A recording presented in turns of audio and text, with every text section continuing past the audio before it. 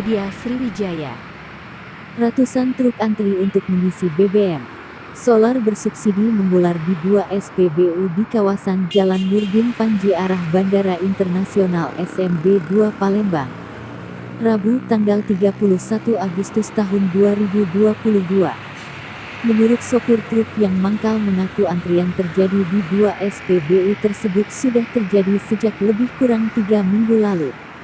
Rian, 45, salah satu pengemudi truk tujuan Lubuk Linggau mengaku, sudah 1 jam lebih antri di SPBU bandara ini, bersyukur selalu kebagian meskipun terkadang antrian mencapai lebih kurang 400 meter. Dari pantauan wartawan media Sriwijaya Palembang, antrian terjadi di 2 sisi kiri dan kanan Jalan Nurdin Panji yang hampir rata-rata didominasi truk angkutan barang. Hingga menjelang pukul 17 antrian truk yang membawa barang bertambah hingga berjarak lebih dari 1 km dari SPBU.